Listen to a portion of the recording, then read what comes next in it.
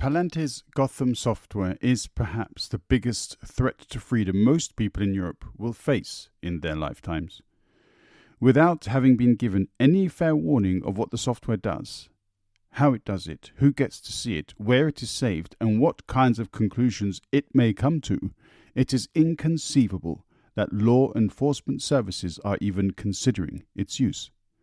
What kind of human-in-the-loop provision is there if, on the potentially prejudiced curiosity of a police officer, the software brings up a profile within seconds? How reliable is that profile? Will arrests under the submission of such profiles be admissible in court? How much leverage will judges give to the profiling provided by code that hardly anyone in society understands or has access to? Does this not smack of a dystopian world where technology can be used to silence critics and protests even more so than is already happening? Society needs to wake up. Police forces need to get real, and politicians need to start representing the people who vote for them a lot more than they are doing so at the moment, as it currently looks like politicians only care about who pays for the campaigning rather than who actually votes for them. This is TwoandaMic. Rise up and be curious.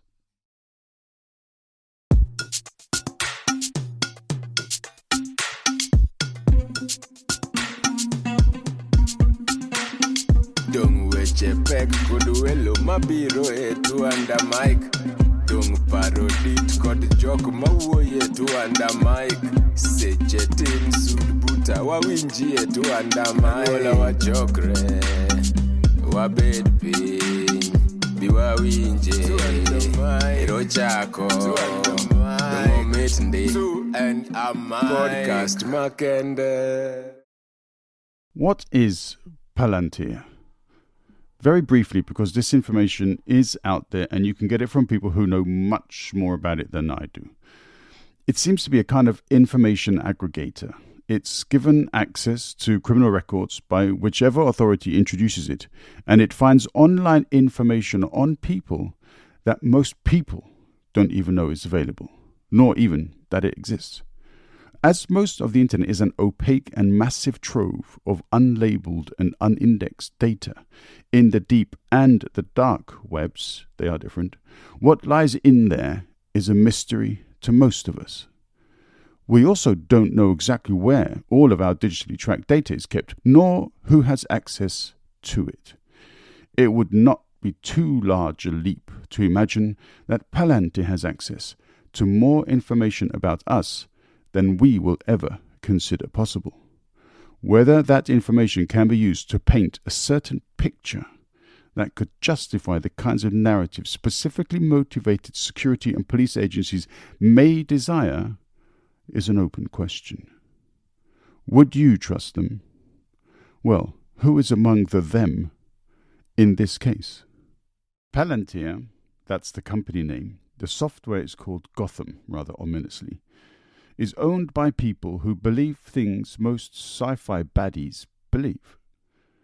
They have been described as supremacists, right-wing radicals. There is a transhumanist among them, BlackRock executive, a techno-nationalist. They're obviously billionaires, successful businessmen, and they have a lot of friends who are also billionaires and also successful. The more billionaires that come together, the more power and influence they harness. There are group dynamics in play most people could only really guess at. In interviews, when they have been quoted about dissenting opinions from other billionaires, they have casually commented that, yeah, he's a friend and I was also at that conference. Billionaires meet. They talk, they make plans, and they join forces just like every other group. When I meet with other trainers or workshop organizers, we're always looking to collaborate. That's what people do. The differences, however, are quite stark.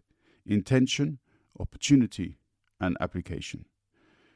People like myself who do workshops on human rights, the climate crisis, equality, sustainability, or on communication are less likely to touch thousands, let alone millions or billions of people. There is a definite difference in reach. My intentions have always been to expand the rights, knowledge, and the life opportunities of everyone, whereas billionaires, despite their occasional philanthropic works, are in it for the money, power, and influence. Yes, of course, I get paid for my work, because if I don't, I wouldn't be able to cover my bills. The next time you see a destitute billionaire living under a bridge in a cardboard box, please let me know. But it's easy to restate these things over and over when speaking about the elite. It's not just money and power. They have that by the bucket load. These people are world shapers. They want to experience the future today, and they want to accelerate their ideas as much as possible. AI is one way to achieve that. Yet many countries have ethical rules that limit the application of AI in certain areas like medicine and kill-shot decision-making. Once some of these hurdles have been overcome, these dystopian futures take several steps forward. Since the 60s, sci-fi writers have been warning us about AI and advanced robotics. I love these kinds of sci-fi movies because they make for great drama and great cinema. Terminator is brilliant, for example. iRobot is another. Foundation, okay, it's a TV series, but still phenomenal. There are many more. In most cases, the robots decided for themselves that human life was misguided and robots could do a better job. The current reality is that AI holds that the billionaire-owned tech companies could do a better job than the democratically elected governments, and these governments, in the main, seem to be happy for the tech companies to do what they do in the background. Politicians strike me as being a bit like middle management. They don't really want to take the hard decisions. It's much better if someone else does that. Politicians can always come up with a lie or two to justify what is happening, and in many cases, other politicians will chip in to help out. Even if a politician is sacrificed, they don't really care. None ever end up in prison like they should do for breaching the rules they swore to protect. They all end up on the boards of companies earning a lot of money, and very few are ever shunned. Their friends don't cold shoulder them because that's not needed among the elites. So the big tech companies make the money, set the agenda, and shape the future. Is it a conspiracy? No. It's an open project. The word conspiracy is more of a problem than the truth. In the same way that many presidents have been taken down, I say many, not for the crime, but for the cover-up. So it is with conspiracy and the truth. So the ground for AI has been prepared. Since Corona, AI has been identified as a factor that can accelerate medical discoveries, and it can. There are rules in place to limit what medicine can do with AI, and we need to constantly test procedures to make sure that medtech does not go beyond what is ethically restricted by law. The arguments for are strong, of course, but so are the arguments against, and these need to hold sway until companies become more transparent with their plans. Since 2001, the war on terror has been a constant part of the human reality. Trillions have been spent on war and weapons and security. It is almost impossible to fathom how many lives and resources have been lost to these contracts in every part of the world. After 24 years of endless battles, there is no winner, nor will there ever be. There is a lot of chest beating around the world, and yet no outright victors. That's just not how this game works. It remains a perpetual stalemate because that is the requirement. Big business needs the backdrop of chaos to thrive, and so chaos is what their accommodating political contacts provide them with. The biggest difference between the billionaire club and a group of human rights workshop creators is reach. Even the world's biggest human rights organizations that get front-page headlines due to their reports simply cannot affect change in the same way billionaires can. And people say politics should be kept out of business. How can that happen unless business interests are kept out of politics? One last thing with this world that is being created between the billionaire elites and with our politicians is whichever mainstream party you vote for, you get the same thing. One delivers the message with honey, the other with a hammer.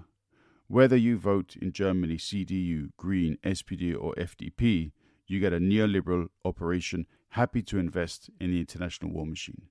In the UK, if you vote for Labour or the Conservatives, it's the same. In the USA, the Democrats oversaw the start of the genocide in Gaza, and Trump has done nothing to stem the flood of atrocities. He just wants to make deals, Del boy that he is. So when Palantir shows up on police platforms and indicates that people are against the genocide and are vocal in their determination, Palantir will communicate this. It will label people who want peace as troublemakers. It will label people against murder dangerous. It will label people who engage in leaflet campaigns vigilantes. All the while, brutal policing will attack and arrest the people they are supposed to protect, because too many people have now come to realize that the world being shown to us is a facade of horror perpetrated by our own governments, as much as we have always been told that the other governments are responsible. But it won't stop there.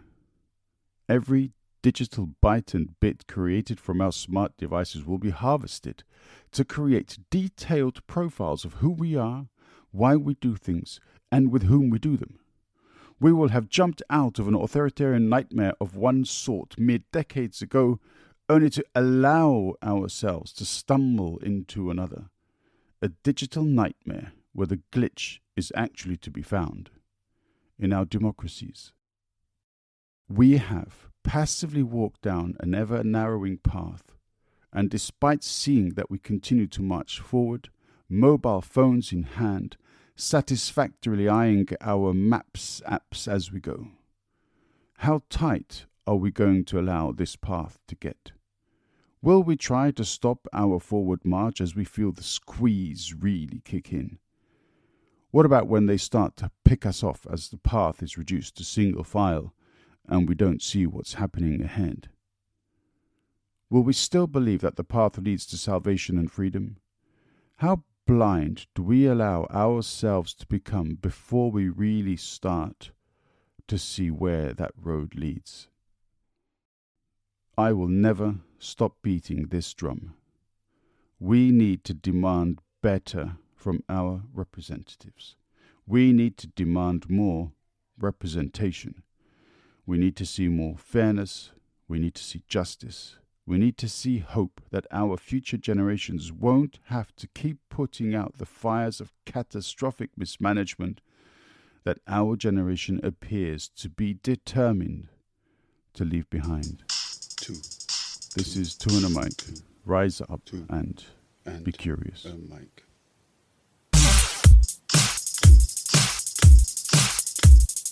Two and a mic.